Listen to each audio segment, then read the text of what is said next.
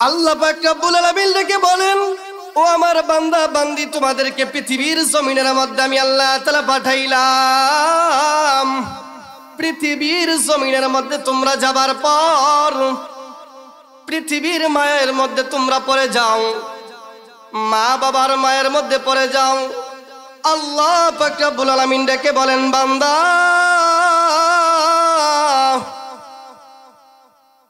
তোমরা যখন তোমার মাকে মা বলে ডাক দাও, তোমার মা ডাক শুনিয়া তোমার মার কলিজা ঠান্ডা হয়ে যায়। সুবহানাল্লাহ। আল্লাহ পাক রব্বুল আলামিন বলেন, বান্দা যখন তোর বাবাকে বাবা বলে ডাক দিচ্ছে, বান্দা তোর বাবার দিলটা ঠান্ডা হয়ে যায়। কথা বলেন ঠিক কিনা? সন্তান বাবা বলিয়া সন্তান যদি বাবার কাছে যা কিছু চায়, হাজার কষ্ট হইলে বাবা কিন্তু চেষ্টা করে সন্তানের মুখের মধ্যে হাসি ফোটানোর জন্য। কথা বলেন ঠিক কিনা?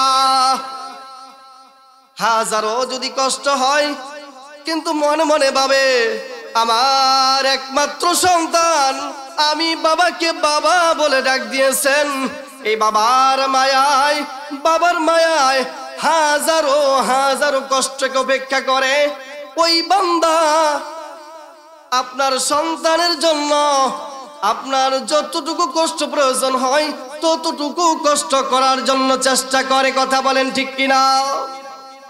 আল্লাহ পাক রব্বুল আলামিন বলেন, বান্দা আমি মালিককে যদি তোমরা আল্লাহ বলে ডাক দাও, আমি আল্লাহ তাআলা খুশি হইয়া আমি আল্লাহ পাক রব্বুল আলামিন তোমার পিছনের জিন্দেগীর গুনাহগুলিকে আমি আল্লাহ তাআলা মাফ করে দেই। সুবহানাল্লাহ। মানুষ কই যাই রে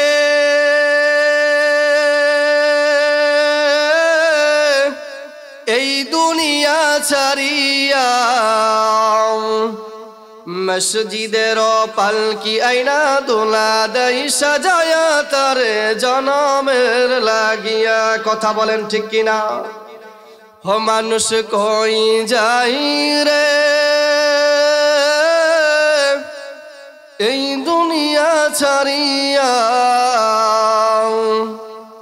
মসজিদের পালকি আইনা দোলা দেয় সাজায়া তারে জনমের লাগিয়া, মসজিদের পালকি আইনা দোলা দেয় সাজায়া তারে জনমের লাগিয়া। এই বাড়ির লাগি তুমি করলে কত মারামারি, মামলা মুকদ্দমা করে খুয়াইলা রে করি। কথা বলেন ঠিক কিনা? এই দুনিয়ার লাগি তুমি করলা কত মারামারি, মামলা মুকদ্দমা করে খুয়াইলা রে করি। আজকে তুমি যাবে চলে সব কিছু সারিয়া, যাইতে হবে তো। আজকে তুমি যাবে চলে সব কিছু সারিয়া, মসজিদের পালকি আইনা দোলা দেয় সাজায়া তার জনমের লাগিয়া। সবাই বলেন, মসজিদের পালকি আইনা দোলা দেয় সাজায়া তার জনমের লাগিয়া। ছেলে মেয়ে নববধূর প্রেমেতে মজিয়া, নামাজ রোজা সব খুয়াইলাম এই দুনিয়ায় আসিয়া। কথা বলেন ঠিক কিনা? ছেলে মেয়ে নববধূর প্রেমেতে মজিয়া, নামাজ রোজা সব খুয়াইলাম এই দুনিয়ায় আসিয়া। সেই ছেলেরাই গোসল দিবে, সেই ছেলেরাই গোসল দিবে মশারি টানায়া, মসজিদের পালকি আইনা দুলা দেয় সাজায়া তারে জনমের লাগিয়া। মসজিদের পালকি আইনা দোলা দেই সাজায়া তারে জনমের লাগিয়া। সম্পদ আছে, বাড়ি আছে, গাড়ি আছে, সবকিছু আছে, কিন্তু সন্তান নাই। ওই পরিবারের মধ্যে কি পরিপূর্ণ সুখ আছে? সবাই কথা বলেন, সুখ আছে? সুখ নাই। এক ব্যক্তি আল্লাহ তাআলা তাকে সম্পদ দিছে, বাড়ি দিছে, গাড়ি দিছে, সমস্ত কিছুই দিছে, কিন্তু আল্লাহ তাআলা সন্তান দেয় নাই। বয়স 25 বছরে বিবাহ করেছে, 30-40 পার হইছে, আশা ছাড়ে নাই। বয়স বাড়তেছে, আশা বাড়তেছে, কিন্তু হতাশার মধ্যে পড়ে আছে। কথা বলেন ঠিক কিনা? সন্তান যদি না হয়, প্রাথমিক 2-4-5 বছর বাড়ির মধ্যে আপনার আনাগুনা কথাবার্তা হয়, তারপরে ধীরে ধীরে আপনার কিন্তু বাহিরে চলে যায়, সন্তান হয় না, বন্ধাত্ব। কথা বলেন ঠিক কিনা? এইভাবে কিন্তু আপনার গ্রামের দিকে চলে যায়, বন্ধু বান্ধব সবার দিকে চলে যায়। সম্মানিত মুসলমান বন্ধুরা, ওই মুসলমান ব্যক্তি, তিনার বয়স 50 বছর হইল। ধীরে ধীরে যৌবন বাটি লেগে যাইতেছে, বাটি যাইতেছে। 55 বছর হইল, 60 বছরে উপনীত হয়ে গেছে। এখন আপনারা বলেন, যদি 60 বছর হয়, ওই সময় কি আর কোনো আশা থাকেনি? কথা বলেন, আশা থাকে না কেন? যৌবন শেষ, যৌবন শেষের দিকে, যৌবনকালে মালিক আমাকে সন্তান দিল না, আমার তো যৌবন শেষ, আমার যৌবন শেষের দিকে, কিভাবে এখন আমি আশা করি? কিন্তু ওই ব্যক্তিটা মালিকের দরবারে কি করতেন? মালিকের দরবারে সাজদা করতেন, মালিকের দরবারে গুণগান গাইতেন, নামাজ পড়তেন, মালিকের প্রতি কৃতজ্ঞতা জ্ঞাপন করতেন। না শুকরি কখনো করে নাই। 60 বছর বয়স যখন হইল, মালিকের দরবারে ডেকে বলতেছেন, মাওলা গো, সমস্ত কিছুই দিছেন, কিন্তু মাওলা আমার মনে একটা কিছু দেন নাই, যার কারণে পরিপূর্ণ সুখের মধ্যে আমি নাই, পরিপূর্ণ শান্তির মধ্যে নাই। ও আমার মালিক, আপনি তো কোরআনের মধ্যে বলছেন, লা তাকনাতু মির রাহমাতিল্লাহ। ও আমার বান্দারা, তোমরা আমি মালিকের পক্ষ থেকে, রহমত থেকে তোমরা নৈরাশ হইও না। এর ঘোষণা দিয়েছেন কে? সবাই বলেন, কে দিয়েছেন? ওই ব্যক্তিটা। ওই ব্যক্তিটা আপনার 60 বছর বয়স হয়েছে, কিন্তু আয়াত পেয়ে গেছে। মালিক বলেছে, ও আমার বান্দা, আমি মালিকের, আমি রবের পক্ষ থেকে তোমরা কখনো রহমতের পক্ষ থেকে নৈরাশ হইও না। আমি মালিকের প্রতি তোমরা আশায় থাকো, আমি মালিক তোমাদেরকে দান করব। ইন্নাল্লাহা মা'আস সাবিরিন। সম্মানিত মুসলমান বন্ধুরা, 60 বছর বয়স হয়েছে, হঠাৎ করে হসপিটাল থেকে ফোন দিছে আমার আল্লাহ পাক রব্বুল আলামিন। ডক্টর বলতেছেন, আপনার ঘরে আল্লাহ তাআলা ফুল ফোটাইয়া দিবেন। সুবহানাল্লাহ বলেন। মরা গাছে ফুল ফোটাইতে পারেন কে? কথা বলেন ভাই। এই হলো মালিকের কি দান। এখন বুঝেন, এই ব্যক্তিটা 60 বছর বয়সে শেষকালে সন্তান পাইছে, সন্তানের সুসংবাদ পাইলো, তখন কতটুকু খুশি থাকতে পারে? যুবক ভাই বলবেন, কেমন খুশি থাকতে পারে? আল্লাহু আকবার। তিনি বলতেছেন, আমি যখন সংবাদ পাইলাম, পাওয়ার সাথে সাথে মাটিতে লুটাইয়া পড়লাম, আমার মালিকের কুদরতি ভাই সাজদা দিলাম, আমার চোখ দিয়ে ঝর ঝর ঝর ঝর করে পানি বের হচ্ছে। সম্মানিত মুসলমান বন্ধুরা, অন্যান্য ভাইয়েরা ডাইকে বলতেছে, ভাই তুমি এখন কান্না করতেছো কেন? তোমার তো এখন কান্না কথা না, তুমি তো এখন হাসবা। তখন বলতেছে কি, এটা তো আমার কান্না না, এটা তো আমার দুঃখের কান্না না, এটা কিসের কান্না? সবাই বলেন। এই হলো মালিকের প্রতি যখন দিল থেকে আমরা আমাদেরকে আল্লাহ তাআলা চতুর্দিকে রহমত দ্বারা বেষ্টন করে রাখছেন। দেখেন, একটা দিন কি না খাওয়াই রাখছেন? 60 বছর 50 বছরে কত নাফরমানি না করলেন?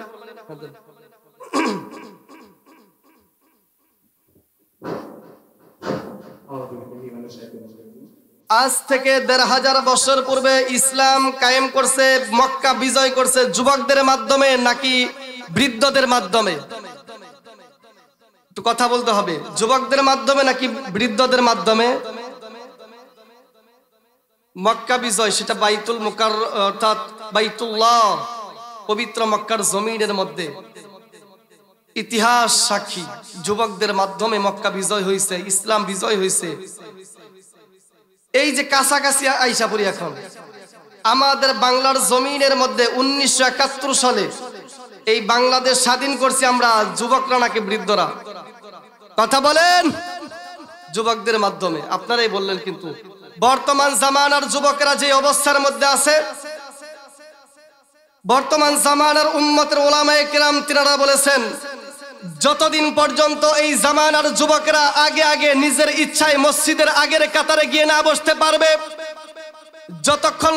যতদিন পর্যন্ত এই জামানার যুবকেরা নিজের ইচ্ছায় আগে আগে কুরআন এবং হাদিসের মজবার মধ্যে আগে গিয়ে না বসতে পারবে, ততদিন পর্যন্ত এই জমিনের মধ্যে, সমাজের মধ্যে, দেশের মধ্যে পরিপূর্ণ শান্তি আসবে না। আর বর্তমান জামানার যুবকেরা পশ্চিমা লালিত সেই যে খাদ্য, আপনার মদ, গাঁজা, ইয়াবাগুলো সেবন করে জীবন আপনার 30 বছরই শেষ। কথা বলেন ভাই, কথা বাস্তব কিনা? এক নাম্বার হচ্ছে মদ, গাঁজা, ইয়াবা, নেশা সেবন করে জীবন শেষ।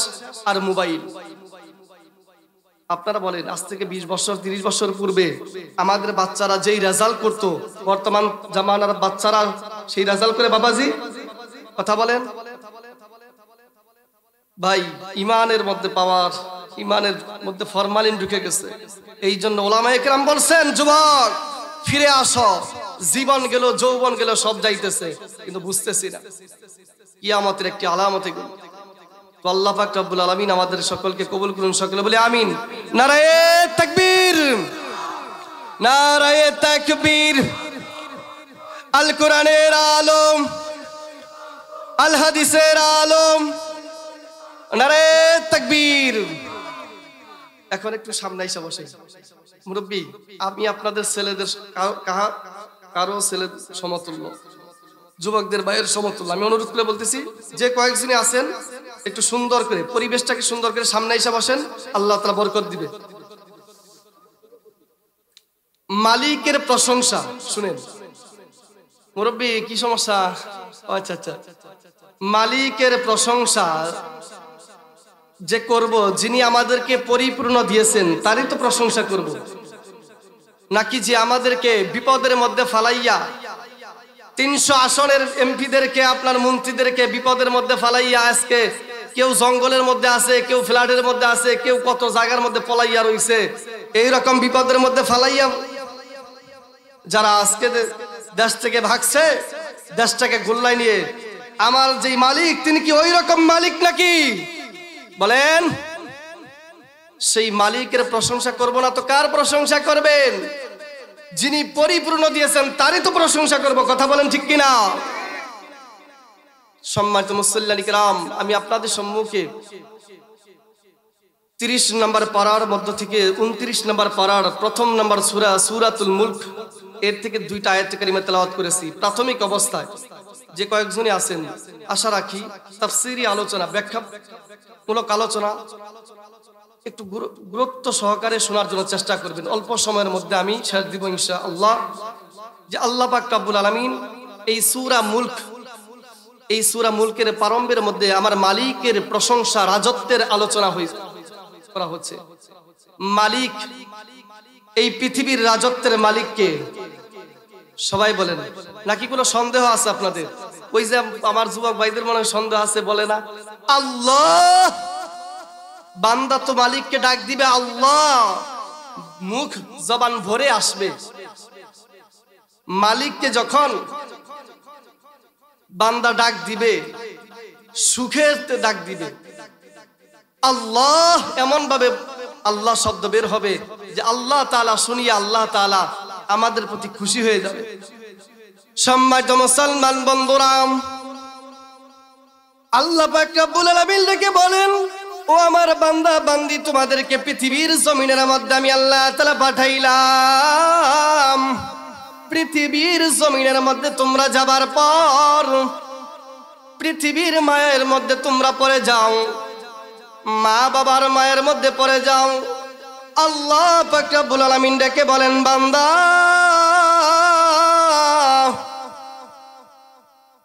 তোমরা যখন তোমার মাকে মা বলে ডাক দাও, তোমার মা ডাক শুনিয়া তোমার মার কলিজা ঠান্ডা হয়ে যায়। সুবহানাল্লাহ। আল্লাহ পাক রব্বুল আলামিন বলেন, বান্দা যখন তোর বাবাকে বাবা বলে ডাক দিচ্ছে বান্দা, তোর বাবার দিলটা ঠান্ডা হয়ে যায়। কথা বলেন ঠিক কিনা? সন্তান বাবা বলিয়া সন্তান যদি বাবার কাছে যা কিছু চায়, হাজার কষ্ট হইলে বাবা কিন্তু চেষ্টা করে সন্তানের মুখের মধ্যে হাসি ফোটানোর জন্য। কথা বলেন ঠিক কিনা?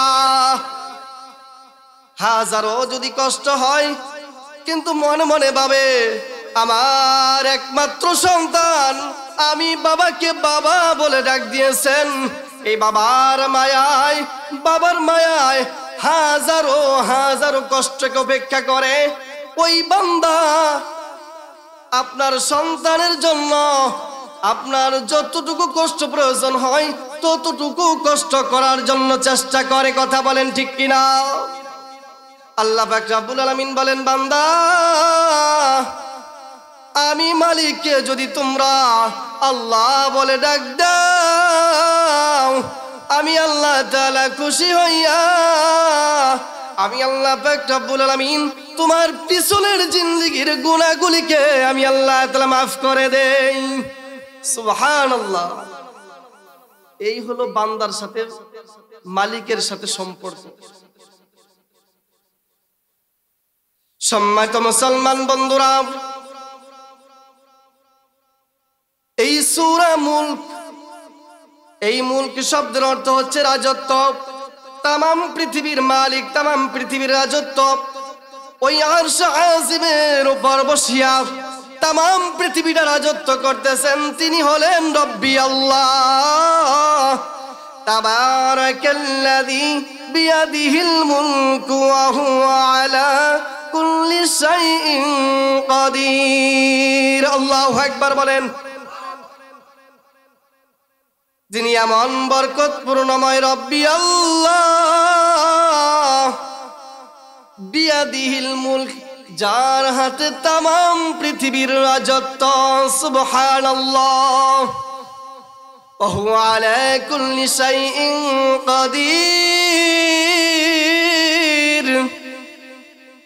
আর তিনি হলেন তামাম পৃথিবীর মধ্যে যাহা কিছু রয়েছে সমস্ত কিছুর উপর ক্ষমতাধর মালিক তিনি হলেন রব্বি আল্লাহ। আল্লাহু আকবার বলেন।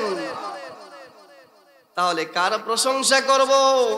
আলহামদুলিল্লাহ কার জন্য করব? মালিকের জন্য, মালিকের জন্য। সম্মানিত মুসলমান বন্ধুরা, আল্লাহ পাক রব্বুল আলামিন ডেকে বলেন, ও আমার বান্দা, পৃথিবীর জমিনের মধ্যে আমি আল্লাহ তাআলা তোমাদেরকে পাঠাইলাম।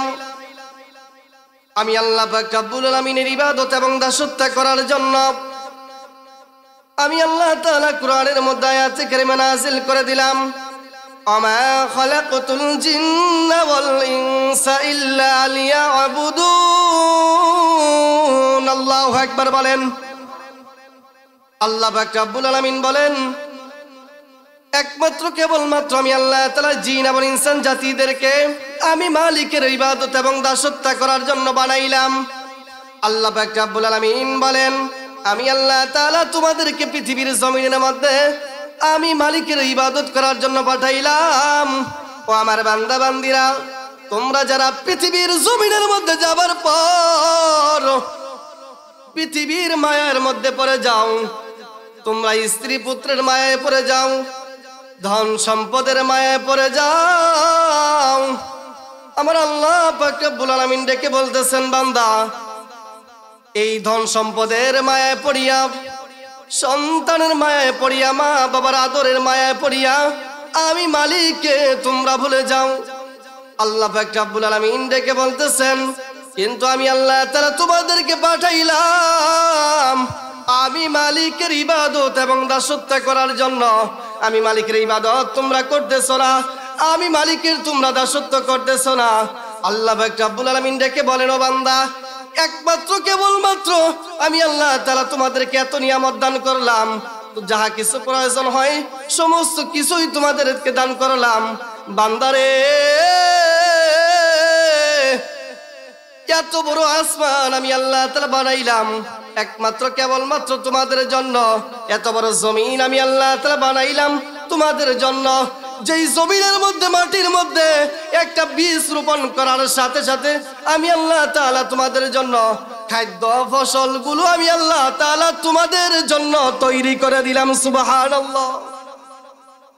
কাদের জন্য? সবাই বলেন, এগুলো কাদের জন্য? আমাদের জন্য। আল্লাহ পাক রব্বুল আলামিন ডেকে বলেন, বান্দা, আমি আল্লাহ তাআলা এত বড় আসমান বানাইলাম, এত বড় জমিন বানাইলাম। এই আসমান, যেই খুঁটিবিহীন আসমান বানাইলাম, যদি এই আসমানকে নিয়ে যদি তোমরা চিন্তা করো, ফিকির করো, আমি মালিকের প্রতি তোমাদের ঈমান হাজার গুণে বেড়ে যাইবে। সুবহানাল্লাহ। একটাবার একটু বুঝেন, যেই প্যান্ডেলের নিচে আমরা আছি, দেখেন প্রায় 15 থেকে 20টা খুঁটির প্রয়োজন হয়েছে। কথা বলেন ঠিক কিনা? এই 15 থেকে 20টা খুঁটির একটা সাধারণ ছোট একটি প্যান্ডেল। দেখেন আমার মালিক, আমার আল্লাহ এত বড় আসমান বানাইছেন, যে আসমানের মধ্যে একটা খুঁটি আছে। কথা বলেন, তো কার প্রশংসা করবে? আল্লাহ পাক রব্বুল আলামিন ডেকে বলেন, বান্দা, এত বড় জমিন আমি আল্লাহ তাআলা বানাইলাম। আজও পর্যন্ত, আজও বর্তমান পর্যন্ত তাম পৃথিবীর শেষ কোথায় কোন বৈজ্ঞানিক বলতে পারে নাই। আল্লাহু আকবার বলেন। পাইছে নাকি? শেষ খুঁজা পাইছে নাকি? কথা বলেন। সম্মানিত মুসলমান বন্ধুরা, আল্লাহ পাক রব্বুল আলামিন ডেকে বলেন, কুল সিরু ফিল আরদ।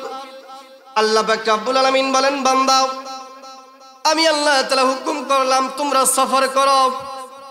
আমি আল্লাহ তাআলা পৃথিবীর আনাচে কানাচে যাহা কিছু সৃষ্টি করেছি, তোমরা এগুলো কি করো? তোমাদের চক্ষু দ্বারা তোমরা এগুলো কি করো? তোমরা দেখো। এগুলো তোমরা সফর করে দেখিয়া যখন তোমরা দেখবা, আমি মালিকের সৃষ্টি যখন দেখবা, তখন আমি মালিকের প্রতি তোমাদের ঈমান, অগাধ ভালোবাসা বেড়ে যাইবে। সুবহানাল্লাহ। কেমনে বেড়ে যাইবে? ও আমার বাবাজি, যেই রাষ্ট্রের মধ্যে রয়েছে ছোট একটি রাষ্ট্র, এই বাংলাদেশের আনাচে কানাচে বড় বড় পাহাড় রয়েছে কিনা? কথা বলেন ঠিক কিনা? সিলেটের জাফলং এর মধ্যে যান, ওই জাফলং এর মধ্যে আমি নিজে গিয়েছি। আল্লাহ পাক রব্বুল আলামিন এই ছোট একটু রাষ্ট্রের মধ্যে এত নিয়ামত আল্লাহ তাআলা দান করেছেন। ওই জাফলং 0 পয়েন্টের মধ্যে এমন একটা ঝর্ণা রয়েছে ভাই, প্রায় 3 থেকে 4 তলা উপরে একটা পাহাড় থেকে, পাথরের থেকে আপনার পানি বের হইতেছে। সুবহানাল্লাহ। আমি নিজে যখন গেলাম, অর্থাৎ নিচের মধ্যে মানুষগুলো প্রায় 40 থেকে 41 ডিগ্রি সেলসিয়াস সূর্যের তাপ, নিচের মধ্যে মানুষ দাঁড়িয়ে থাকতে পারি না। কিন্তু ওই যে পাহাড়, পাথর থেকে আমার মালিক কিভাবে ঝর্ণার দ্বারা পানি বের করে দিতেছেন, এত সচ্ছল পানি, ঠান্ডা পানি।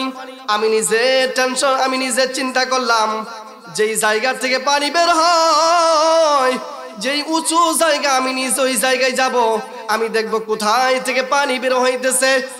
নিচের মধ্যে মানুষগুলো পানির জন্য হাহাকার করতেছে। এত কটকটা আপনার মাটিগুলো, এই মাটির মধ্যে পানি নাই, কিভাবে পাহাড় থেকে, পাথর থেকে পানি বের হয়? আমি নিজে কি করলাম, ওই পাহাড়ের মধ্যে উঠলাম, ধীরে ধীরে পাহাড়ের নিচে আমি চলে গেলাম। আল্লাহু আকবার বলেন। আমি চলে গেলাম। মোবাইলের মধ্যে ভিডিও আছে ভাই, যেই পাহাড়ের অর্থাৎ পাথরের নিচ থেকে পানি বের হইতেছে। বাবাজি, আমি নিজে হাত আপনার ওই জায়গার মধ্যে দিলাম, হাত দিয়ে আমি হাত বুলাইলাম, পানিগুলো বের হইতেছে। মালিকের শুকরিয়া আদায় করলাম, আলহামদুলিল্লাহ। যেই মালিক চতুর্দিকে কোনো পানি নাই, চতুর্দিকে কঠিন রৌদ্র, যেই মালিক পাথর থেকে পানি বের করতে পারে, যেই মালিক শুকনা পাহাড় থেকে পানি বের করে রে ভাই, ওই মালিকের প্রশংসা করবা না তো কার প্রশংসা করব? আল্লাহু আকবার বলেন। এই জন্য কবি বলেছেন, কে দিল তরলা তার গাছে এত বড় কদু, কার ইশারায় মৌমাছিরা মৌচাকে দেয় মধু। আল্লাহু আকবার বলেন। পৃথিবীর মধ্যে সর্বশ্রেষ্ঠ খাদ্যের খাবারের নাম কি? সর্বশ্রেষ্ঠ যে খাবার, সবচেয়ে উত্তম নাম কি? মধু। সবচেয়ে সুস্বাদু খাবার, ঠিক আছে না? এই যে দেখেন, একটা মৌমাছি, সাধারণ ছোট একটা মৌমাছি, সেই মৌমাছির মাধ্যমে কিভাবে একটা চাক তৈরি করে। পৃথিবীর কোন মাখলুকের শক্তি আসেনি? কথা বলেন, আমাদের কারো শক্তি আছে? কেমন কারিগর মালিক, কেমন কারিগর বানাইয়া দিছে ভাই। এই জন্য কবি বলেছেন, কে দিল তরলা তার গাছে এত বড় কদু, কার ইশারায় মৌমাছিরা মৌচাকে দেয় মধু। কে দিল তোর শিমুল গাছে নরম নরম তুলা, কার আদেশে চৈত্র মাসে জমিন মাঝে ধুলা। আল্লাহু আকবার বলেন। কে দিল তোর তেতল গাছে তেতল তো টক, কার আদেশে? কে দিল তোর তেতল গাছে তেতল তো টক, কাউয়া কেন কালো রে ভাই, সাদা কেন বক? আল্লাহু আকবার বলেন। দেখেন এগুলোর কুদরতের মালিক কে? আচ্ছা মানুষ বলো দেখি, রাত্রি কেন কালো, চাঁদ সূর্য কোথা হতে পেল এত আলো? পশু পাখি কয় না কথা, মানুষ কানে কয়, বলো বলো এসব মানুষ কেমন করে হয়? ফুলগুলো সব নানা রঙের কেমন করে হয়? পাতাগুলো সবুজ বটে ফুলের মতো নয়। দুধ কেনে হয় সাদা, মরিচ কেনে জাল, সব পাকলে পরে কেমনে হয় তালাল? আমরা সবাই বাস করি ভাই এই দুনিয়ার রঙে, হাতের লেখা আর চেহারা মিলে না কারো সঙ্গে, মিলেনি? কথা বলেন, মিলেনি? তামাম পৃথিবী জুড়ে এই যে বাবাজি 60 বছর 50 বছরের জিন্দেগি যাইতেছে, কত মানুষই না দেখলাম, কত মানুষের সাথে আমার সাক্ষাৎ হইল। বাইতুল্লাহ সফর করলাম, বিদেশের জমিনের মধ্যে সফর করলাম, কোটি কোটি মানুষের সাথে সাক্ষাৎ হইল। বুকের মধ্যে হাত দিয়ে বলতে পারবেন, হুজুর ও অমুক ভাইয়ের চেহারার সাথে আমার চেহারার মিল পাইছি? বলতে পারবেন মুরব্বী? আমরা সবাই বাস করি ভাই এই দুনিয়ার রঙে, হাতের লেখা আর চেহারা মিলে না কারো সঙ্গে, আর মিলে না কথার ধরন, আঙ্গুলের টিপ। আমার আল্লাহ তাআলা একজন আছেন, প্রমাণ হলো ঠিক। আল্লাহু আকবার বলেন। এই যে আঙ্গুলের যে টিপটা, বাংলাদেশের মধ্যে আমরা কত কোটি মানুষ আছি? 18 কোটি। কত কোটি মুরব্বী বলেন? এই 18 কোটি মানুষ আমাদের পরিচয় পত্র কিসের মাধ্যমে? আইডি কার্ড কিসের মাধ্যমে? টিভির মাধ্যমে। দেখেন আপনার বার্মা থেকে 2.5 লক্ষ মুসলমান, 1 লক্ষ আসছিল, এখন হয়েছে প্রায় 2.5 লক্ষ। 2-3-4-5 বছরে আল্লাহ তাআলা বরকত দিয়ে দিয়েছে 1.5 লক্ষ। সুবহানাল্লাহ বলেন। যে 2.5 লক্ষ মানুষ, তাদের আইডি কার্ডের মধ্যে লেখা আছে বার্মা থেকে বিতাড়িত হয়ে বাংলার জমিনে আশ্রয় নিয়েছেন। 2.5 লক্ষ তাদের কিন্তু পরিচয় পত্রের মধ্যে এই টিপের মাধ্যমে। বাংলাদেশ 18 কোটি আছি, আমাদের আইডি কার্ডের মধ্যেও কিন্তু এই টিপের মাধ্যমে। বলেন তো, একটা মানুষের সাথে আরেকটা মানুষের জীবন কোন সময় এই জিন্দেগি ভর কোন সময় কি মিল পাইছি? কথা বলেন। কেমন কুদরতের মালিক। আমি এখানে আপনাদেরকে ডাক দিয়ে একজনকে কলম দিব যে এই এতটুকু জায়গার মধ্যে আপনি 500 দাগ দিবেন, বের করতে পারবেন? একটা দাগ কি পরে 500 দাগ দেওয়ার পর বের করতে পারবেন? একটা দাগকে আলাদা করতে পারবেন? দেখেন তো, আল্লাহু আকবার বলেন। এই কুদরত, এই হলো মালিক, কার প্রশংসা? সম্মানিত মুসল্লিয়ান কিরাম, এখন মূল আলোচনায় যাচ্ছি। আল্লাহ পাক রব্বুল আলামিন দ্বিতীয় নম্বর আয়াতের মধ্যে আল্লাহ তাআলা বলতেছেন আল্লাযী খালাকাল মাউতা ওয়াল হায়াতা লিয়াবলুয়াকুম আইয়ুকুম আহসানু আমালা ওয়া হুয়াল আজিজুল গফুর। আল্লাহু আকবার বলেন। সম্মানিত মুসলমান বন্ধুরা, আল্লাযী তিনি এমন একজন সত্তা যার হাতে তামাম আসমান জাহান কুল কায়নাত সর্বদাই লালিত পালিত, যার সম্পর্কে এতক্ষণ যার সম্পর্কে প্রশংসা করা হলো তিনি কে?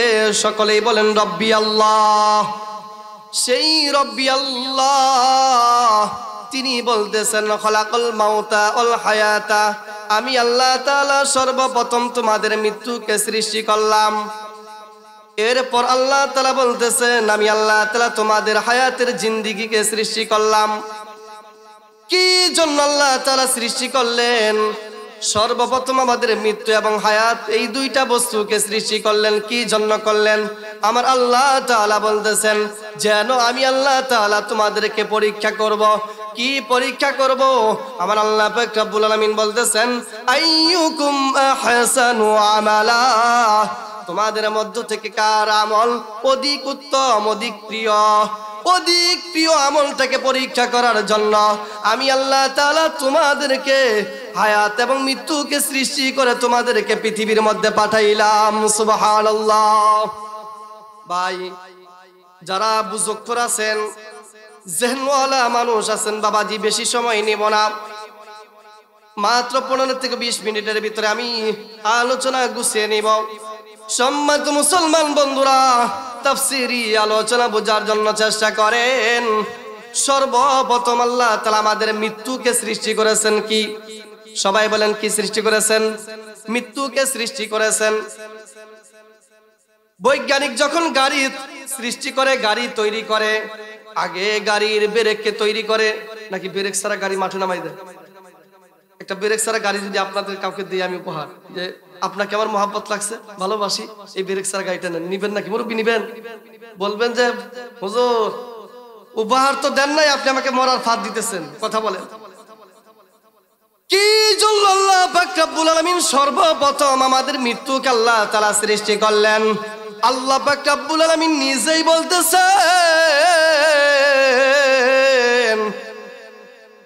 আমি সর্বপ্রথম আপনাদের সম্মুখে বলেছি, আল্লাহ তাআলা বলেছেন আমি আল্লাহ পাক রব্বুল আলামিন তোমাদেরকে পৃথিবীর জমিনের মধ্যে পাঠাইলাম। পাঠানোর পর পৃথিবীর মায়ায় পড়ে যাইবা, স্ত্রী সন্তানদের মায়ায় পড়ে যাইবা, মা বাবার মায়ায় পড়িয়া এক পর্যায়ে সম্পদের মায়ায় পড়িয়া তোমরা গুনাহ করবা, তোমরা জিনা করবা, যৌবনের মায়ায় পড়িয়া তোমরা জিনা করতে থাকবা, গুনাহ করতে থাকবা রে বান্দা। আমার আল্লাহ পাক রব্বুল আলামিন বলেন এমন একটা মৃত্যুকে সৃষ্টি করে তোমাদেরকে পাঠাইলাম। ও আমার বান্দা, আমি আল্লাহ তাআলা তোমাদেরকে বলে দিলাম আমার যেই বান্দা পৃথিবীর জমিনের মধ্যে যাবার পর মৃত্যুকে স্মরণ করবে, বারে বারে মৃত্যুকে স্মরণ করবে, না জানি আমার কখন মৃত্যু এসে যায়, না জানি আমার কখন মৃত্যু এসে যায়। আসার সিরিয়াল আছে, যাওয়ার সিরিয়াল নাই। কথা বলেন ঠিক কিনা? আল্লাহ পাক রব্বুল আলামিন বলেন বান্দা পৃথিবীর জমিনে যাওয়ার পর যদি বেশি বেশি মৃত্যুর কথা স্মরণ করে, আমার ওই বান্দা কখনো গুনাহের কাজ করতে পারবে না। কথা বলেন ঠিক কিনা? আপনি যখন জিনা করতে যাইবেন, রাত্রিবেলা বের হবেন, আপনার ওই সময় যদি মৃত্যুর কথা স্মরণ হয়, গুনাহ করতে চাইতে পারবে? চুর যখন চুরি করতে যাইবে, পাও বাড়াইলো, হায় হায় এখন যদি আজরাইল এসে যায় আমার তো কবরে যাইতে হবে, বলেন চুরি কি চুরি করতে পারবো? ডাকাত কি ডাকাতি করতে পারবো? সম্মানিত মুসলমান বন্ধুরা, অতি দ্রুত একটু বোঝানোর জন্য চেষ্টা করতেছি রে বাবাজি। কোরআনের আলোচনা, তাফসীরি আলোচনা বুঝতে হবে বাবাজি। দ্বিতীয় নাম্বার আল্লাহ তাআলা বলতেছেন তোমাদের হায়াতের জিন্দেগিকে আমি আল্লাহ তাআলা সৃষ্টি করে পাঠাইছি। এই জন্য সৃষ্টি করলাম আমি আল্লাহ পাক রব্বুল আলামিন তোমাদেরকে পরীক্ষা করার জন্য। আমি আল্লাহ তাআলা কি পরীক্ষা করব? তোমাদের মধ্য থেকে কার আমল অধিক উত্তম, এই আমলটাকে পরীক্ষা করার জন্য আমি আল্লাহ তাআলা তোমাদেরকে পৃথিবীর মধ্যে পাঠাইলাম। সূরা বাকারার মধ্যে আল্লাহ পাক রব্বুল আলামিন বলতেছেন 5টা বস্তুকে দিয়ে আমি আল্লাহ তাআলা তোমাদেরকে পরীক্ষা করব। কয়টা? ওয়ালানাবলুওয়ান্নাকুম বিশাইইম মিনাল খাউফ। আল্লাহ পাক রব্বুল আলামিন বলতেছেন, আমি আল্লাহ পাক রব্বুল আলামিন তোমাদেরকে ভয় দিয়ে পরীক্ষা করব। অলজু, আমি তোমাদের কাউকে ক্ষুধা দিয়ে পরীক্ষা করব। অলজু ওয়া নাকসিম মিনাল আমওয়াল, আমি আল্লাহ তাআলা তোমাদেরকে সম্পদ দিব। হঠাৎ করে সম্পদকে ছিনাইয়া নিব, হয় না? দোকানের মধ্যে আগুন দেয়া পুইরা শেষ, সম্পদ ধ্বংস হয় নাকি? কথা বলে। আল্লাহ পাক রব্বুল আলামিন বলতেছেন, ওয়ালানাবলুওয়ান্নাকুম বিশাইইম মিনাল খাউফি ওয়াল জু'i ওয়া নাকসিম মিনাল আমওয়ালি ওয়াল আনফুসি ওয়াত তামারাত। আমি আল্লাহ পাক রব্বুল আলামিন তোমাদের জানকে নিয়ে আমি আল্লাহ তাআলা পরীক্ষা করব। আমি আল্লাহ পাক রব্বুল আলামিন তোমাদের ফসল ফলাদিকে নিয়ে আমি আল্লাহ তাআলা তোমাদেরকে পরীক্ষা করব। এক ভাইয়ের কাছে দেখে আপনি বলতেছেন, ও ভাই, আমার ক্ষেতের মধ্যে আমার আল্লাহ তাআলা কত সুন্দর দান দিয়েছে, আল্লাহ তাআলা আমার ফসল কত সুন্দর হয়েছে, এমন একটা কাল বৈশাখী ঝড় আসিয়া আমার দান আমার ফল ফলাদি কিন্তু নষ্ট হয়ে যায় কিনা? কথা বলেন ঠিক কিনা? আল্লাহ পাক রব্বুল আলামিন বলতেছেন, বান্দা, আমি আল্লাহ পাক রব্বুল আলামিন বললাম, ওয়ানাকসিম মিনাল আমওয়ালি ওয়াল আনফুসি ওয়াত তামারাত ওয়া বাশশিরিস সাবিরিন। আমি আল্লাহ পাক রব্বুল আলামিন বললাম, তোমাদের এই যে সম্পদগুলো আমি ছিনাইয়া তোমাদেরকে পরীক্ষা করব, ফল ফলাদি ছিনাইয়া পরীক্ষা করব। তোমরা যদি এর উপরে ইস্তেকামাত থাকতে পারো, ধৈর্য ধারণ করে থাকতে পারো রে বান্দা, আমি আল্লাহ পাক রব্বুল আলামিন তোমাদের সাথে থাকবো। সুবহানাল্লাহ, আল্লাহু আকবার বলেন। সম্মানিত মুসলমান বন্ধুরা, এই আয়াতের থেকে মুফাসসিরে کرام তিনটা ব্যাখ্যা লিখছেন। কয়টা ব্যাখ্যা? সকলে একটু জিকির করি, লা ইলাহা আজরে লা ইলাহা লা ইলাহা ইল্লাল্লাহ লা ইলাহা। ভাইজান বহু দূরে মদিনা, কেমনে যাব জানি না, বহু দূরে মদিনা, কেমনে যাব জানি না। দয়া করে দয়ার মাওলা, দয়া করে জোরাও মনের বাসনা, লা ইলাহা। জগত পাগল কাবার জন্য, কাবা পাগল মাবুদের, জগত পাগল কাবার জন্য, কাবা পাগল মাবুদের। মাবুদ পাগল নবীর জন্য, মাবুদ পাগল নবী পাগল উম্মতের, লা ইলাহা।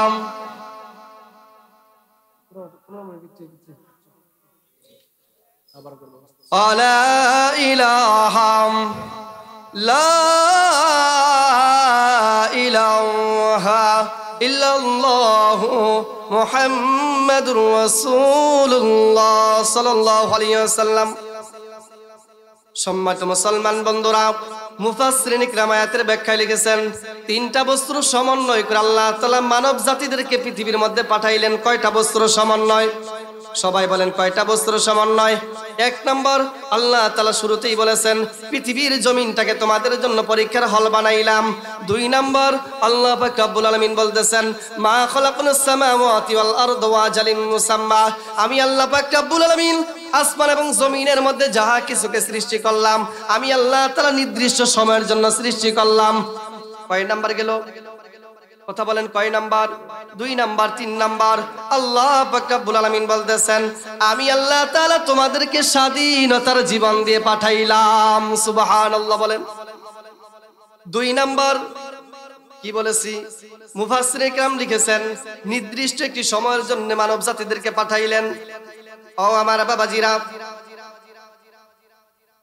কার কখন পৃথিবীর জমিন থেকে বিদায় নিয়ে চলে যাইতে হবে, এটার কি কেউ গ্যারান্টি দিতে পারি আমরা?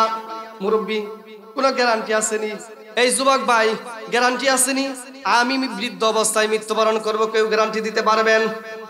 ও আমার সম্মানিত মুসলমান বন্ধুরা, আল্লাহ পাক রব্বুল আলামিন ডেকে বলতেছেন, আমি আল্লাহ তাআলা কাউকে 30 বছরের হায়াত দিলাম, কাউকে 2-1 মিনিটের হায়াত দিয়ে পৃথিবীর জমিনের মধ্যে পাঠাইলাম। আমি আল্লাহ পাক রব্বুল আলামিন কাউকে 60 বছর 50 বছর হায়াতের জিন্দেগি দিয়ে পাঠাইলাম। যুবক সন্তান ঘরের মধ্যে শুয়াইয়া রাখলাম, বিবাহ করাইবো, সকালে ওর যাইয়া দেখি যুবক পৃথিবীর জমিন থেকে বিদায় নিয়ে চলে গেছে। হয় না? সন্তান ভূমিষ্ঠ হইছে, একটা চিৎকার দিছে, পৃথিবীর জমিন থেকে বিদায় নিয়ে চলে গেছে। হয় না?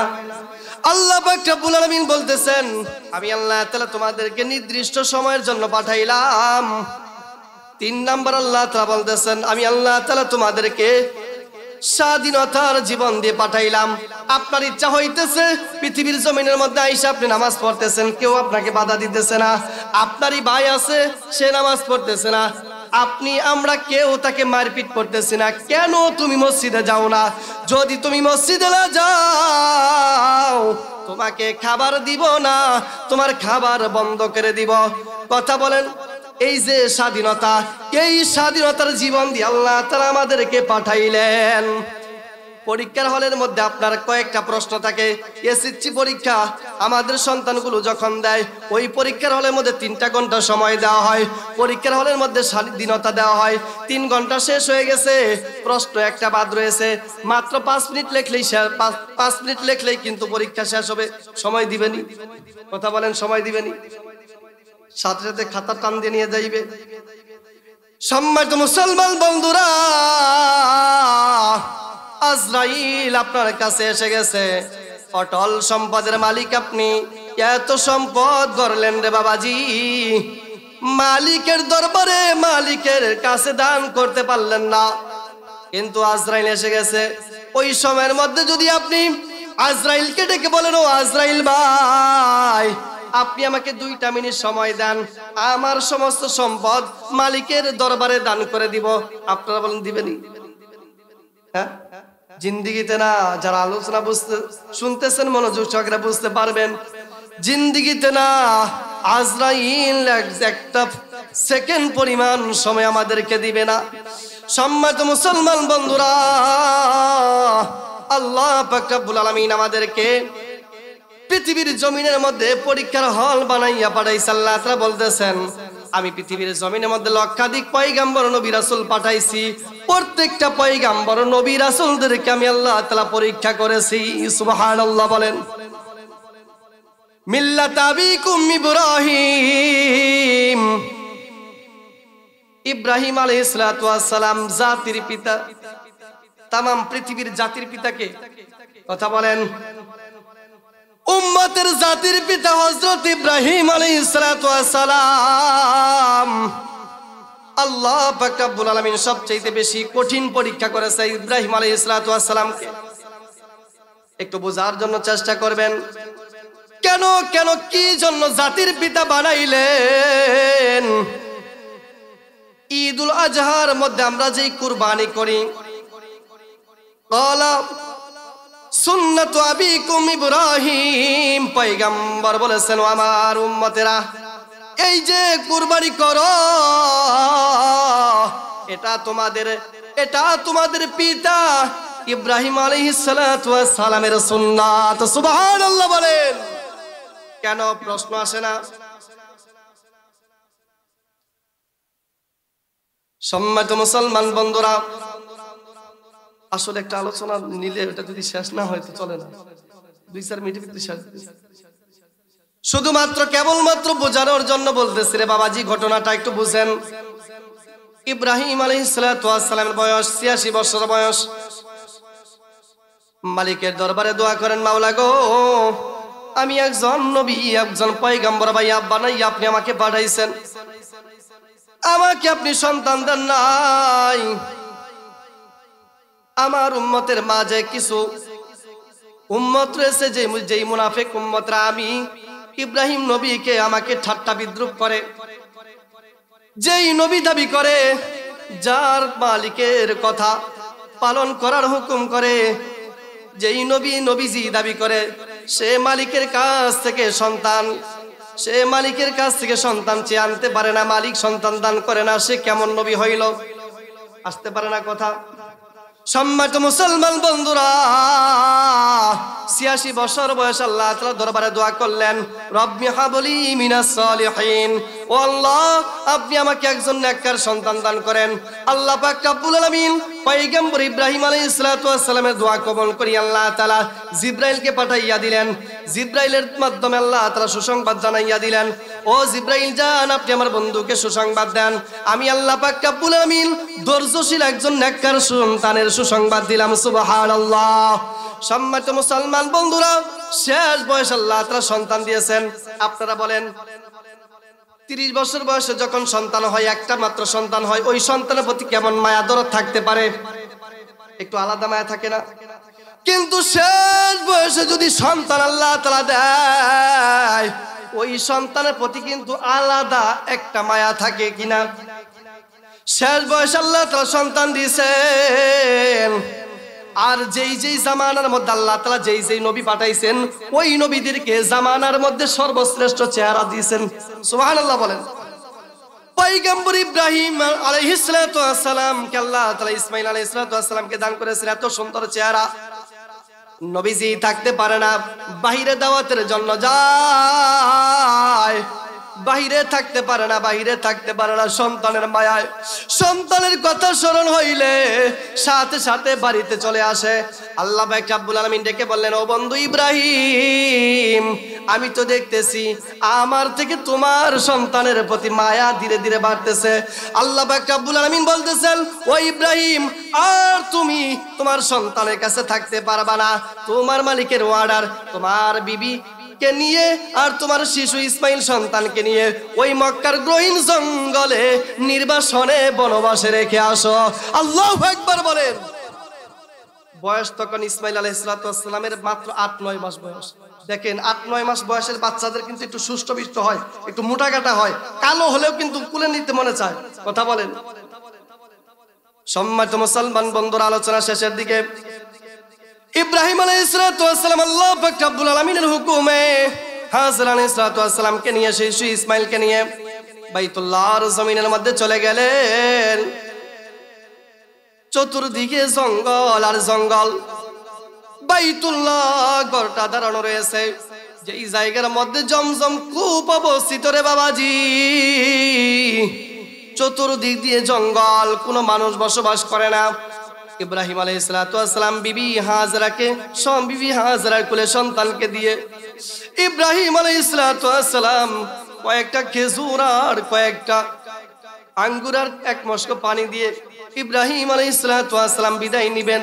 পাকে বাড়াইছেন, সিরিয়ার দিকে পা বাড়াইছেন, পিছন থেকে ডেকে বলতেছেন, ও আমার প্রাণের স্বামী, এই যে আপনি শিশু ইসমাইল, আপনার আদরের সন্তান কলিজার টুকরাকে রাখিয়া, আপনার বিবিকে রাখিয়া, একা রাখিয়া আমাদের এই জায়গার মধ্যে কোনো সাথী নাই, একা একা রাখিয়া যে যাইতেছেন, এটা আপনার হুকুমে নাকি আপনার মালিকের হুকুমে? ইব্রাহিম আলাইহিস সালাম তখনও কান্না করতেছে না। পিছনের দিকে আপনার যেই পা বাড়াইছেন, যদি পিছনের দিকে ফিরে তাকায় আর ফিরতে পারবে না, সন্তানের মায়ায় ফিরতে পারবে না। বাবার দিলে কি সন্তানের মায়া নাই? কথা বলেন। ও আমার সম্মানিত মুসলমান বন্ধুরা, যাদের সন্তান হয়েছে, বাবা আমার যাদের সন্তান হয়েছে, সন্তানের প্রতি কেমন দরদ আর কেমন মায়া বাবা ছাড়া কেউ বুঝতে পারবে না। ইব্রাহিম আলাইহিস সালাম শুধুমাত্র কেবলমাত্র বললেন, ও আমার বিবি, তোমাদেরকে যে রেখে যাইতেছি এটা আমার মালিকের হুকুমে। কার হুকুমে? সবাই বলেন কার হুকুমে? আমার মালিকের হুকুমে। ও আমার মায়েরা বোনেরা, ওই সময়ের মধ্যে বিবি হাজরা একটা কথাও বললেন না। কেন বললেন না? কি জন্য এই মক্কার গ্রহীণ জঙ্গলের মধ্যে রেখে যান? কিন্তু একটা কথা বললেন, ও প্রাণের স্বামী, একটা বার কি আদরের সন্তানের বুককে দেখে যাইবেন না?